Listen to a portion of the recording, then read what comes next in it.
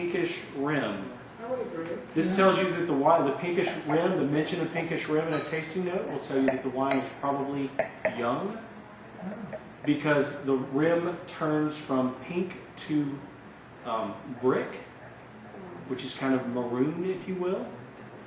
And I'm hamstrung because I don't know my colors very well, but so a brickish rim would indicate an older wine, or a more narrow rim, meaning you get color saturation all the way to the where the liquid touches the glass. Legs, we should mention the legs, right? The tears. You'll notice that as you turn this wine into glass, the wine does not stain the glass or pink the glass. Some super extracted grape varietals will leave a color swath when you roll around the inside of the glass. Neither one of these do that.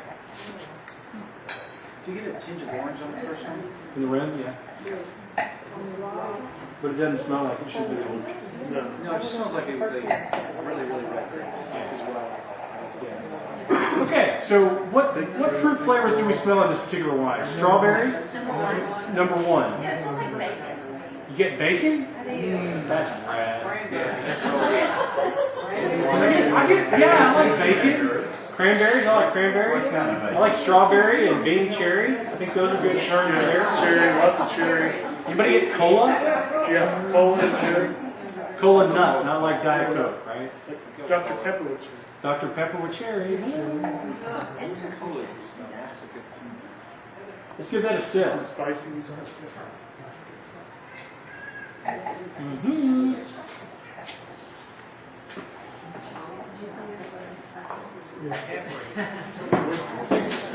Which one is the cat? Yowza! How about that, right? So good. That's not. I had this really lovely lady in the store. She's a part owner and assistant winemaker at Cliff Lady, spelled C-L-I-F-F, and the last name is L-E-D-E. It's a cult winery. They do Sauvignon Blanc and a couple different cabs, and it's killer stuff. Anyway, she poured me her Sauvignon Blanc, and I like swirled it and sniffed it, and I was like, and she said, "That's the expression that says, wow, this doesn't suck." So I would go with that with wine number one here. This is not terrible wine. This wine, you'll note, is still pretty closed. This is a term that I'm going to use to say that we smelled lots of stuff in the nose, and there's lots going on the palate.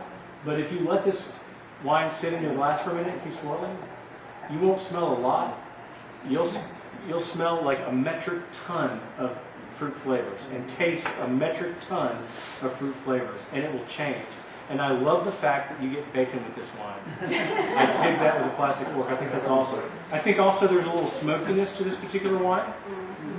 It's also fairly high acid to me. This is also fairly high acid and a really persistent finish. I'm still tasting it, and I'm going on like a minute plus. That's usually a marker of a high quality wine.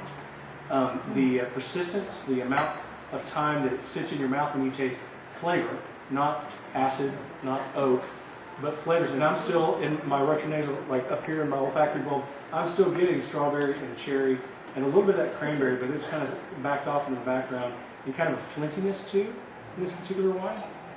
This is killer. I'm glad I bought this. Okay, so let's look at wine number 4.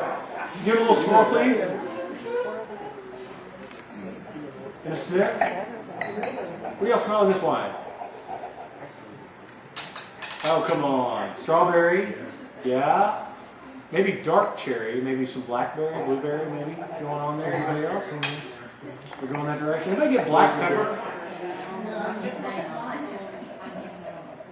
So let's talk about that. You can't name them. So there's this really cool thing called Le Nis de Vin. It's produced, I think, in France, and it's oil-based, and they put essence in the oils, and you remove the cap and waft it past your nose, and you're able to smell what strawberry smells like in wine. And not what strawberry smells like, but what strawberry smells like in wine. You can buy that. These guys can probably order it for you. You can find it online as well, but you should shop local, so you should talk to these guys about ordering some.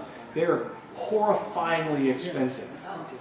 But the smallest of them is like, I think 12 or 16 essences, and it's less than $100. but it's probably one of the most instructive things if you're interested in being that person that says, that is bacon. If you're interested in being that person, the Lanez Devin will be the thing, right? You guys are raising the roof over there. But if you want to be like, I smell dried boysenberry compote on toast. If you want to be that person, the Lanez Devin is a great way to do that. I've actually had an opportunity. They have one that's like 256 essences. And we used to play jokes on each other at the store when we were teching each other out about wine. We would mix them all up and they're numbered, and then one guy would stand back with the answer key and go, number 23, go.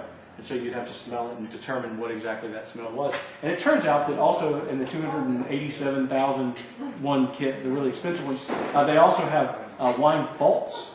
So these things like Brett, which is the foreshortening of Brettanomyces, which I can't say, I'm sorry. Also TCA, which is say it again? Yeah, and it actually creates the barnyard smell. Literally, When they put all Argentina on there. It's what's clinging to the bottom of the boots as they stop. yes, that's it. When you walk through the barnyard, that's what you smell. That's Brett. And then TCA and these other things. So the running joke in our store would be to hand off the one that smelled like Brett, which again is just horse manure, and say, what does that smell like? Funny time.